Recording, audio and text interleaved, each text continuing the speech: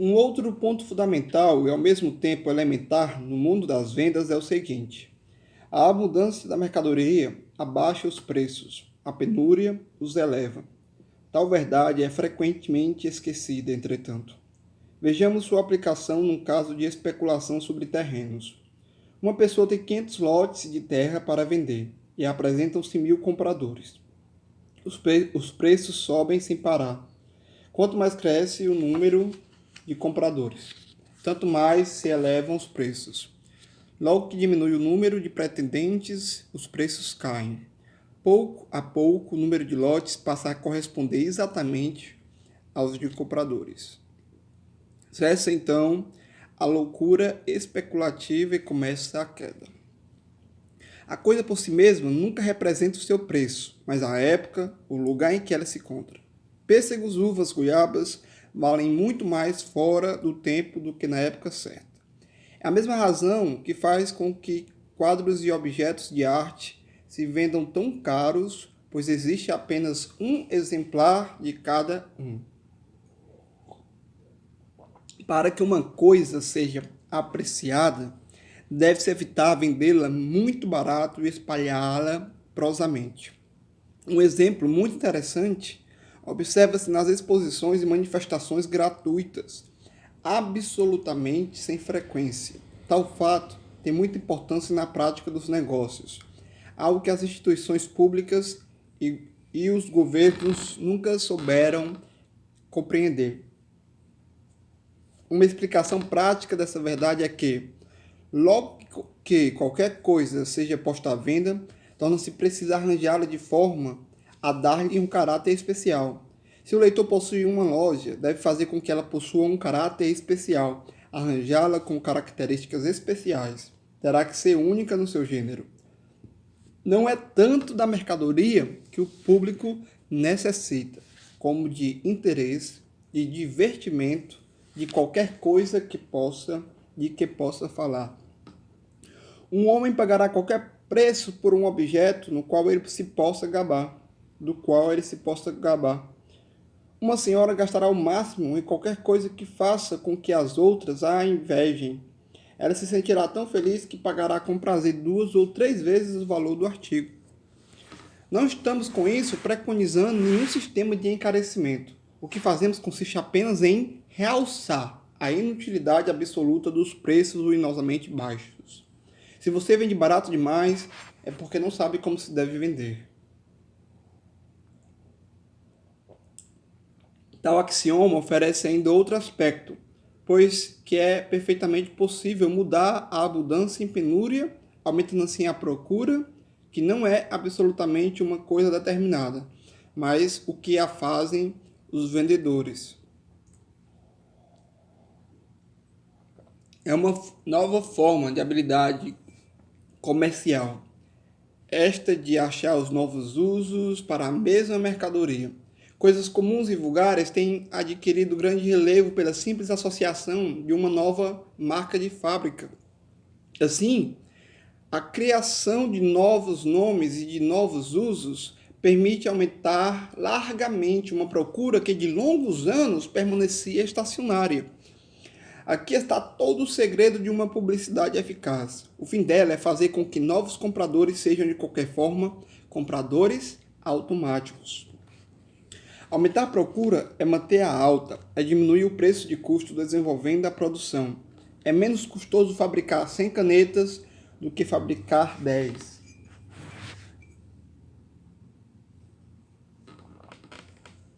Com respeito à propaganda e publicidade, ela se compensa com os lucros que traz.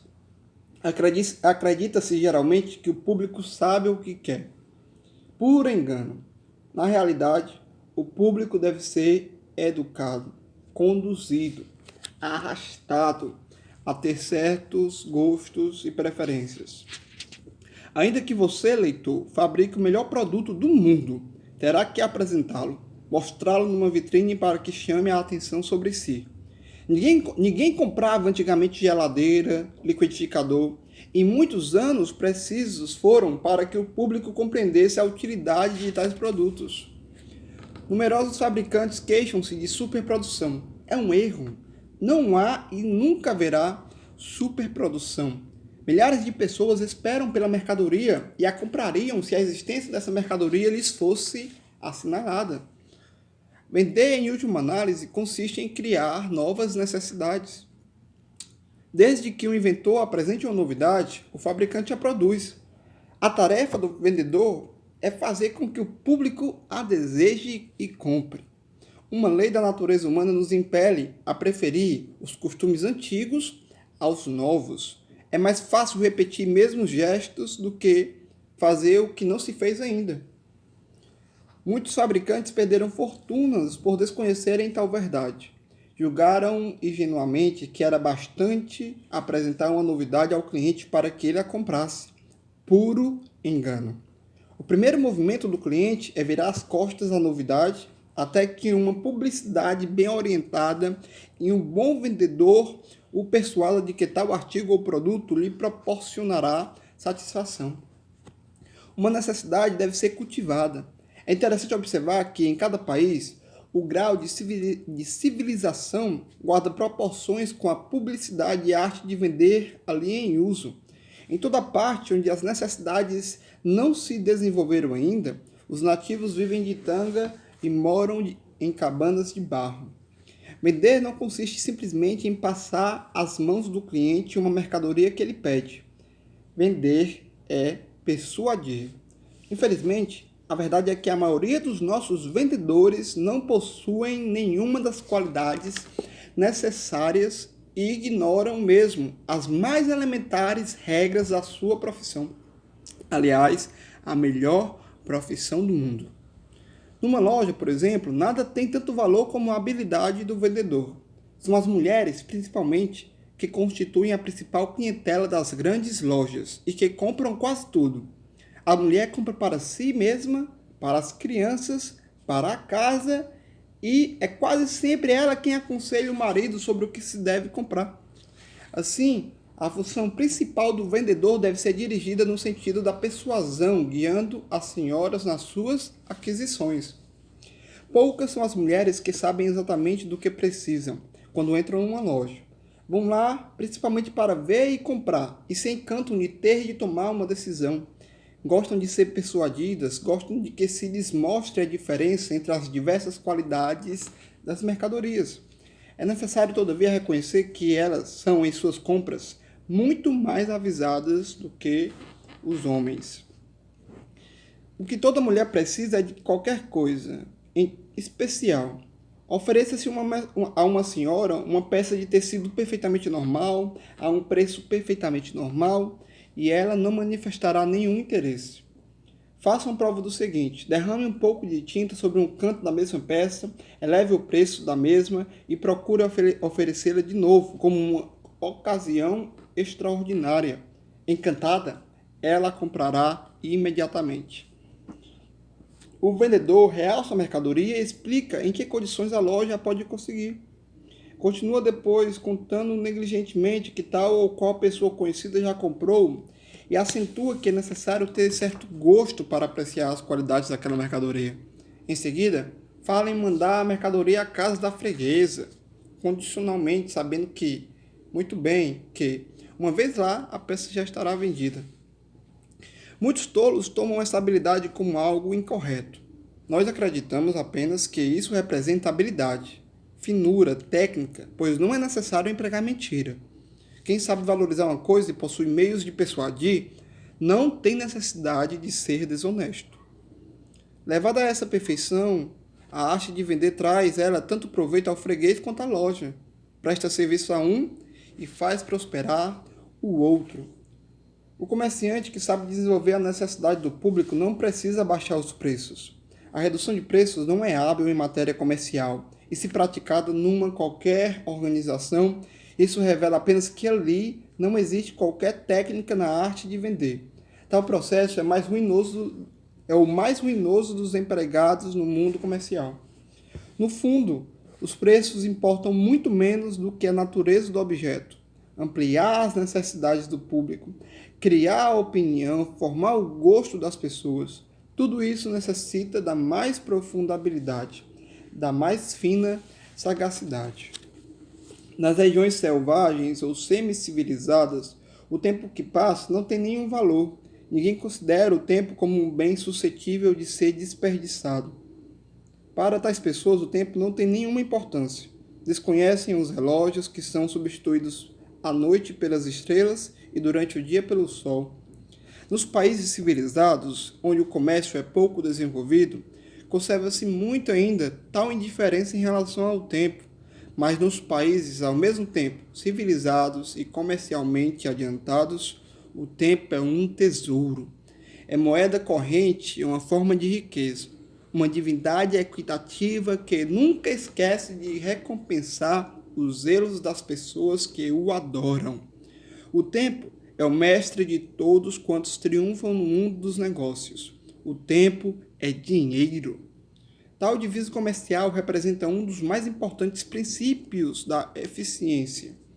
Existem relógios que fracionam o tempo em quintos de segundos. O segundo inteiro já era demasiadamente longo para uma unidade de tempo, e muita coisa pode ser feita em um quinto de segundo. É certo que o tempo aumenta o preço de custo. Assim, quanto menos tempo levamos para executar um trabalho, mais vantagens teremos. Um estoque em depósito representa muitas vezes um dinheiro tomado de empréstimo e que contabiliza juros. É como que dinheiro congelado. Assim, arrasta consigo os gastos do interesse, do aluguel, dos empregados, da luz, da publicidade, etc. Para garantir, pois, o lucro, é necessário vender rapidamente. O preço da mercadoria não vendida eleva-se com o tempo. Tal eventualidade é implacável e não admite escapatória.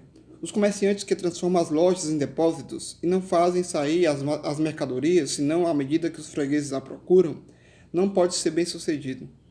É aqui que se acentua a enorme diferença entre o dinheiro e a propriedade.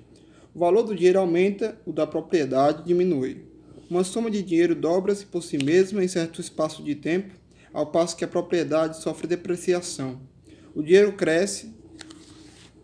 Se as operações se fazem por meio de mercadorias, é necessário agir o mais rapidamente possível.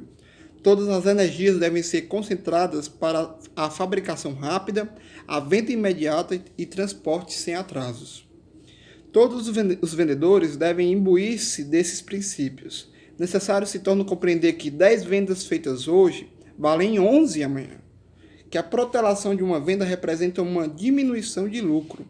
Na realidade, o montante de toda a transação comercial deveria cifrar-se em unidade de tempo, tanto quanto em unidades de dinheiro. Uma das maiores coisas que os especialistas em eficiência têm feito é ensinar os comerciantes a avaliar o preço do tempo. Numerosas pessoas permitem que quartos de hora e meias horas se dissipem e se espalhem em redor deles.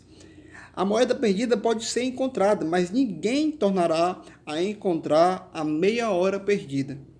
Assim, torna-se necessário economizar o tempo, salvar-lhe as mínimas parcelas. O tempo é, na vida, o verdadeiro capital. O resto é mais ou menos ilusório. A vida, o dinheiro, os bens, tudo isso se compra com o tempo. Assim, leitor, nunca empreenda uma empresa comercial sem fazer intervir o tempo como um dos seus fatores mais importantes. Seja mesmo avarento com os seus minutos. Estude sempre se não é possível fabricar mais rapidamente e vender mais depressa. Aplique-se em reduzir a despesa do tempo. Nunca receie ir depressa demais, porque isto jamais acontece. Surgirão sempre acontecimentos diversos que lhe retardarão a marcha. A lentidão vem sem ser chamada. A rapidez tem que ser adquirida. Além disso, a rapidez durante as horas de trabalho traz um repouso maior e conduz a maiores ganhos. Isso quer dizer que, uma vez no trabalho, deve-se trabalhar como máquina científica de precisão. Mais de um comerciante trabalha até às 5, 6, 7 ou 8 horas, quando podia fazê-lo até às 3, se soubesse fazer.